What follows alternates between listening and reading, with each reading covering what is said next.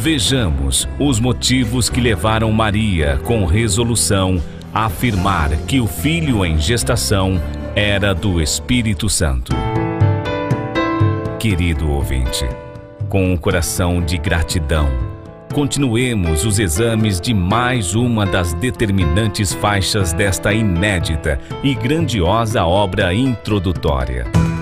Assim, como foram estudados minuciosamente os textos anteriores desta obra, esclarecemos que naquelas circunstâncias, Maria não poderia dizer abertamente e literalmente quem era o pai biológico de Jesus por dois sérios motivos.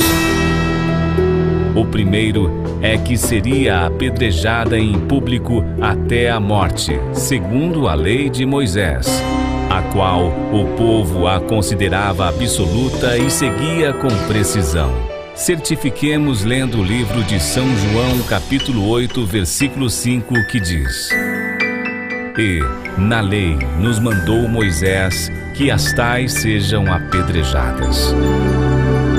O segundo motivo por que Maria não poderia dizer claramente sobre a sua gravidez é examinar o livro de São Mateus, que relata o nascimento de Jesus Cristo.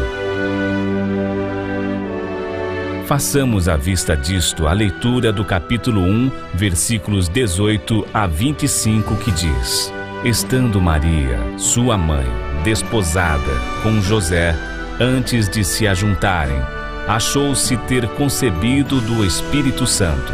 Então José, seu marido, como era justo e a não queria infamar, intentou deixá-la secretamente. E, projetando ele isto, eis que em sonho lhe apareceu um anjo do Senhor, dizendo: José, filho de Davi, não temas receber Maria, tua mulher, porque o que nela está gerado é do Espírito Santo, e dará à luz um filho, e chamarás o seu nome Jesus, porque ele salvará o seu povo dos seus pecados. Tudo isto aconteceu para que se cumprisse o que foi dito da parte do Senhor, pelo profeta, que diz: Eis que a Virgem conceberá e dará à luz um filho, e chamá-lo-ão pelo nome de Emanuel, que traduzido é Deus conosco. E José, despertando do sonho, fez como o anjo do Senhor lhe ordenara, e recebeu sua mulher, e não a conheceu até que deu à luz seu filho, o primogênito, e pôs-lhe por nome Jesus. Portanto, as duas tragédias que aconteceriam com Maria, se ela não articulasse com resolução que o filho que carregava em seu ventre era do Espírito Santo, seria primeiramente abandonada por José e posteriormente apedrejada em público até a morte, e também, inevitavelmente, a perda do filho em gestação. Deste modo, lembremos igualmente que em sua época, onde a lei mosaica era considerada absoluta pelo povo, a única alternativa que Maria tinha era esta, de falar que o filho que concebera era do Espírito Santo, que de fato não foi uma falsa persuasão a atitude corajosa e providencial de Maria, pois todo homem de bem que não comete pecado e vive a prática de boas ações é considerado um santo, e todo homem santo é possuidor de um espírito semelhante ao homem físico, que pela correta atitude nas atividades diárias torna santo o seu próprio espírito. Por conseguinte, se as atividades do homem físico são resultados procedentes das ações do homem espiritual santo, este homem, consequentemente, é possuidor de um Espírito Santo. Por esta razão, Maria disse que o filho Jesus, em gestação, era fruto do Espírito Santo, que literalmente quer dizer, de um homem santo, naturalmente possuidor de um Espírito Santo. Por isto, Este conceito de que Jesus foi gerado pelo Espírito Santo foi relevante naquela época, há 2000 anos, para salvar a vida física de Maria e, consequentemente, a de seu filho Jesus, em processo de gestação, e ainda o seu compromisso marital com José. Porém, hoje, em pleno século XXI, este conceito já não é mais importante e precisa ser elucidado claramente com o propósito de amadurecer e efetivamente desenvolver a fé cristã para o cumprimento real de seu papel diante da humanidade. Assim, caro ouvinte, chegamos ao final da primeira tese. Nesta proposição, detalhamos a você quem finalmente foi o pai biológico de Jesus, lembrando que esta é apenas uma das 25 teses já extraordinariamente elaboradas que serão gradualmente abertas para o mundo, promovendo um efetivo amadurecimento das atuais pregações nas igrejas cristãs.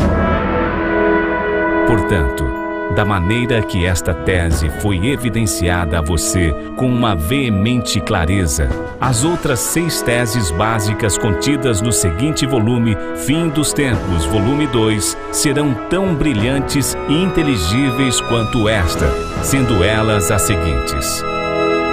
Segunda tese: Jesus não virá das nuvens literais, da maneira como é ensinada nas igrejas cristãs. Terceira tese: Jesus não pôde realizar integralmente sua missão devido à descrença do povo de sua época, que consequentemente o levou a um sanguinário homicídio que sucedeu com sofrimentos graduais e intensos até o último instante de sua vida. Não esquecendo de mencionar o fecho de espinhos colocado sobre a cabeça de Jesus e ainda posicionado entre 2 criminosos com a brutal decisão de que a morte fosse realizada de maneira sangrenta, com o corpo furado de espada e dos pregos que impiedosamente foram fincados em suas mãos e seus pés para sustentar todo o peso de seu corpo físico. Por isto Jesus disse estas palavras: Pai, perdoa-lhes, porque não sabem o que fazem. Lucas capítulo 23, versículo 34. Por consequência, Jesus foi para o paraíso. Confirmemos agora com a leitura do versículo 43 do mesmo capítulo 23 do livro São Lucas, que diz: Em verdade, te digo que estarás comigo hoje no paraíso. Lembrando que estas últimas palavras de Jesus foram dirigidas a Dimas, um réu que morreu à sua direita. O determinante perdão de Jesus naquela terrível circunstância permitiu a Jesus o estabelecimento do mérito da salvação somente a nível de paraíso e não a nível de reino dos céus, o qual pretendia realizar. A conferência poderá ser feita lendo o livro São Mateus, capítulo 4, versículo 17. Quarta tese: a origem do pecado original, a raiz de todos os pecados.